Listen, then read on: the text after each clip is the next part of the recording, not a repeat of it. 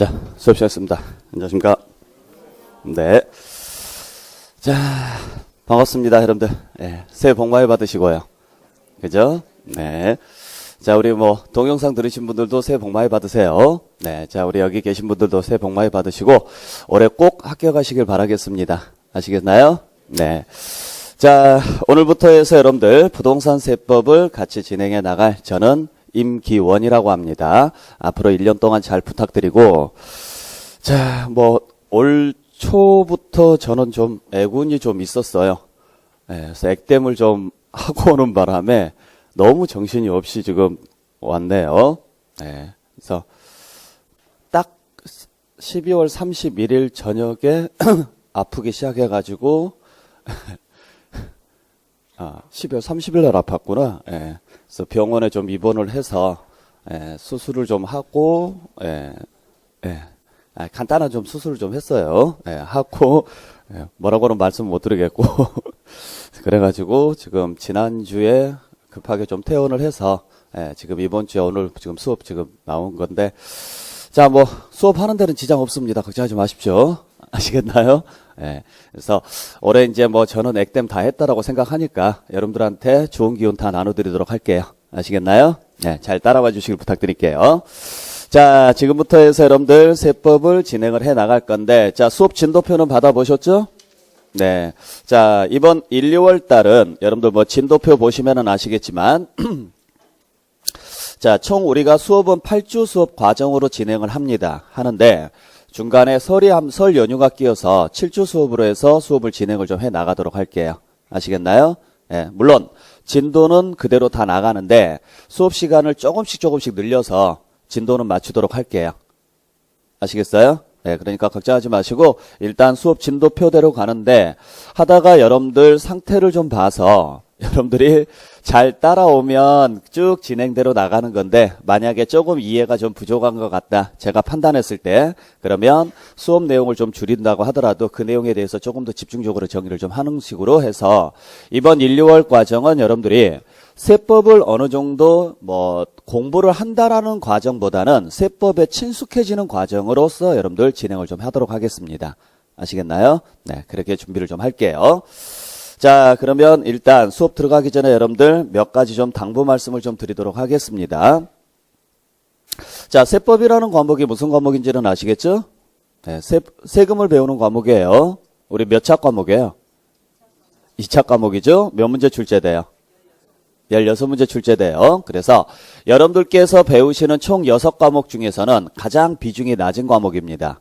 그러다 보니까 여러분들이 공부하기에는 좀 애매한 과목이에요. 거의 공인중개사 과목 중에서는 계륵 같은 과목이라고 보시면 돼요. 하기도 그러고 안 하기도 그러고요. 우리가 합격하려면 몇 점 맞아야 되는지는 아시죠? 평균 60점이에요. 근데 우리가 60점을 맞으려면, 자, 40문제 기준으로 나옵니다. 근데 공시하고 세법 묶어서 40문제죠?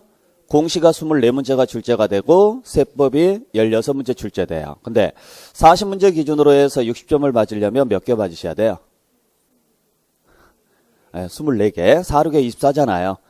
그죠? 그러니까 24개만 맞으시면 돼요. 그러면 세법 열심히 하셔야 돼요? 공시 열심히 하셔야 돼요? 내 눈치 보지 마세요. 아셨죠? 여러분들이 갑이고 제가 을입니다. 당연히 뭐 열심히 하셔야 돼요? 공시 열심히 하셔야 돼요. 이건 현실적인 거예요. 아셨어요? 문제는 뭐냐면 여러분들이 공시를 다 맞춰서 24개를 맞추시면 세법 다 틀려도 합격할 수 있다라는 이야기예요. 근데 문제는 공시를 다 외워도 시험에서 사람인지라 실수가 있어요. 그래서 한두 개 정도는 실수로 틀릴 수도 있다. 그러면 그 부족한 점수를 어디에서 채워야 되느냐? 세법에서 채우는 거예요. 그러니까 세법 과목은 2차 과목 중에서 여러분들 점수를 보충해 주는 과목이지 여러분들 합격하는 데 있어서 기준이 되는 과목은 아니라는 거죠. 그러니까 제발 부탁이니까 전략 과목으로는 하지 마세요.